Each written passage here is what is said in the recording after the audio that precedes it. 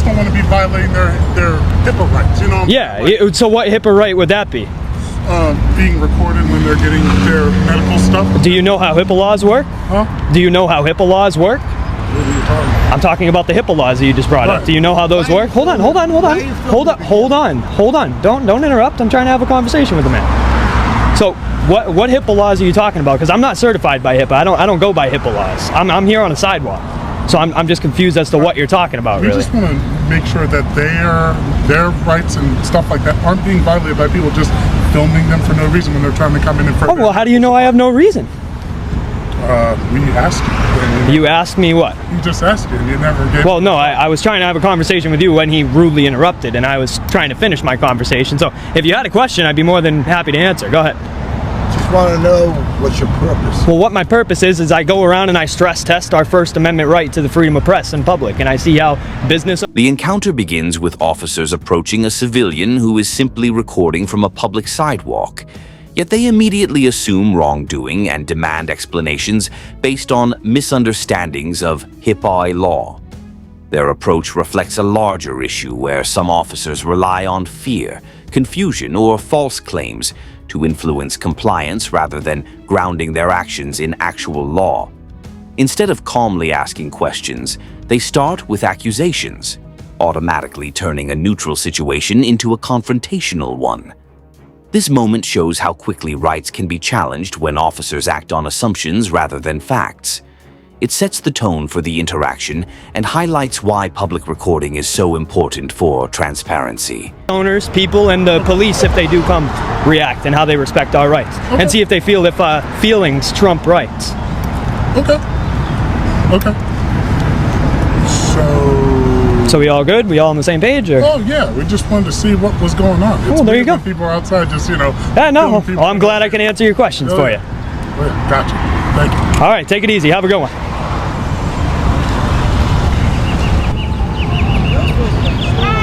How you doing? How are you?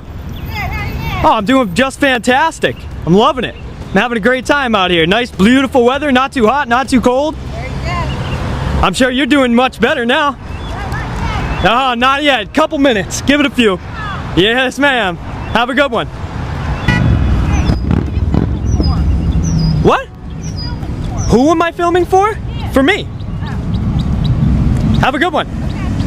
As the conversation continues, one officer attempts to justify the confrontation by incorrectly citing HIPAA violations, revealing a complete misunderstanding of what HIPAA actually covers.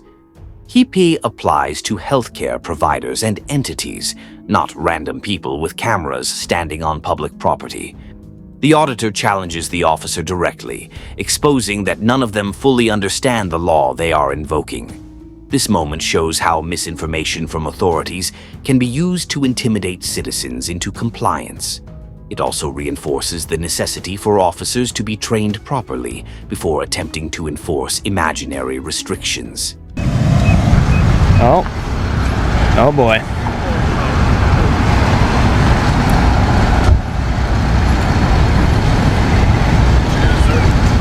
What's up? What are you doing? Just recording? What am I doing? Yeah. What? Yeah. Is there any reason why you're recording the building? The building? Which building? This one? That one? Yes, sir.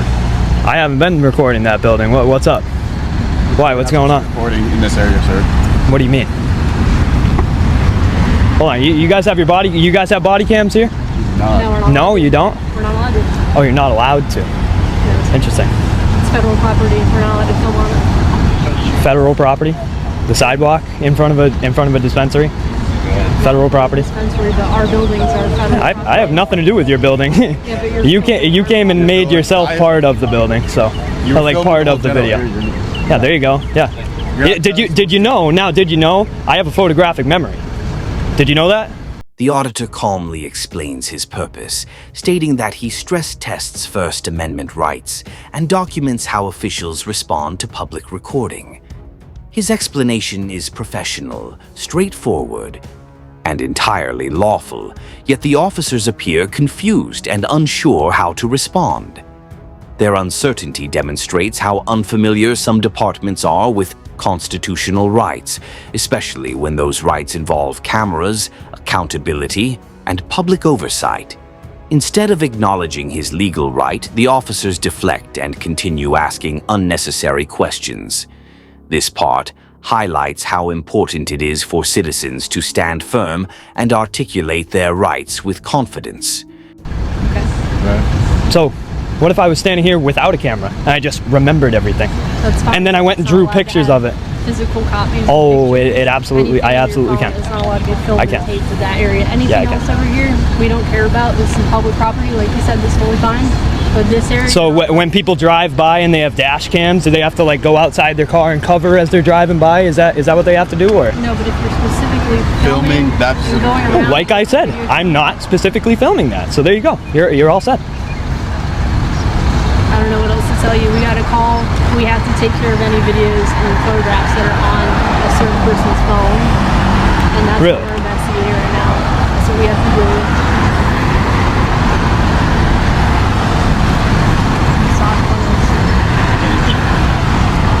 Just get up and tight. Yeah, you guys want to, what, you have like a sergeant or a supervisor? Even after getting clear answers, the officers continue to express concern about their building being filmed, despite the auditor explaining he was not even focusing on that particular structure. This exposes the tendency of some officers to exaggerate perceived threats, even when the situation is harmless.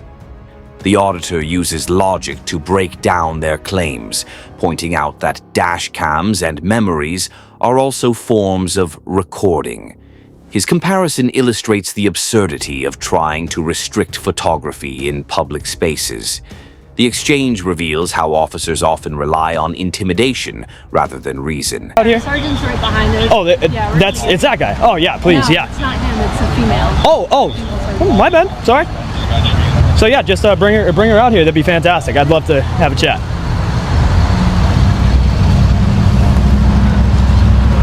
Thought you had me there, didn't you?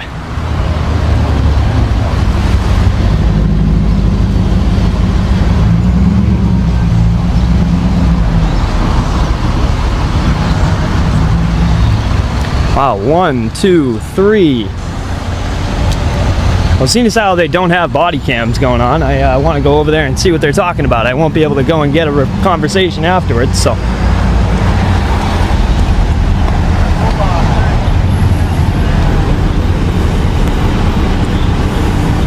Hey, this ought to be really good for a weed business, don't you think? 3 cops with the lights on sitting right outside. Yeah, that's brilliant. When the officers bring up their lack of body cameras, it becomes apparent that accountability is limited on their end while they attempt to control the accountability of citizens. The excuse of federal property makes little sense, especially when the auditor is standing on a public sidewalk with full First Amendment protection. Their reasoning becomes inconsistent as they shift their narrative from high-pay concerns to building security to general suspicion. This inconsistency exposes how fragile their argument truly is. The auditor remains composed, allowing their contradictions to speak for themselves.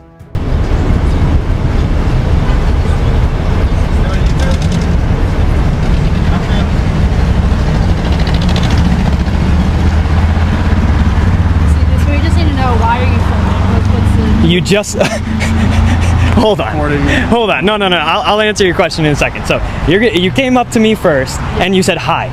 We can't have you recording our building, and we need to delete video off of people's phones. That's what we're here to do. And now you're going to come up to me and now we just need to know why you're recording? That's great. Really? So what's the ramifications if I don't tell you why I'm recording? Nothing? Would there be nothing? Oh, okay.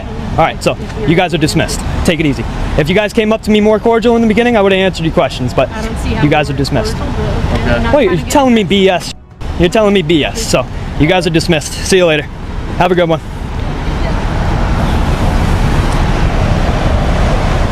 Great for a weed business, though. As more officers gather, including a supervisor, the situation escalates not because of the auditor's actions, but because of the officers' discomfort with being recorded. Their behavior shows how public recording often triggers defensive reactions from officials who are not accustomed to transparency. The auditor notes the irony of multiple officers arriving with lights activated outside a dispensary, something that could negatively affect the business they claim to be protecting. This part underscores how police responses can sometimes create more disturbance than the person they confront. The scene becomes an example of overreaction rather than lawful enforcement. 3 cops with the lights on sitting right outside in front. That's great. You must really care about them. Hey sir, how's it going? Hi, how are you? Good. Are you filming for like a certain reason? Like I said, I'm not gonna give any answers. I have no more answers for any more questions. That's fine. I just wanted to make sure everything was okay. If you were doing a project or something, we just like to check it out, make sure everybody's okay. And I mean, that if you had said that, Yeah. I would have answered your questions. I would have answered your questions, but you came over here and you tried to strong arm me and BS me to make me crumble under your will, and that's not what I'm gonna do. that's okay. You know So what? you guys got anything else for me? No. What was your name and badge number? Simmons? Simmons. Yep. Badge number? I mean, it doesn't Shield number? really matter. No, it does. Yeah. Once confronted with their earlier statements, specifically their claim that they needed to delete footage, the officers change their tone and start asking why the recording is taking place. The auditor immediately calls out this inconsistency, emphasizing how their story conveniently shifts as soon as they realize their initial claims hold no legal merit. The officers attempt to soften their approach, but the damage is already done. Their credibility weakens, showing how quickly some officers resort to manipulation when challenged. This moment highlights how vital it is for citizens to know that police have no authority to demand deletion of lawful recordings.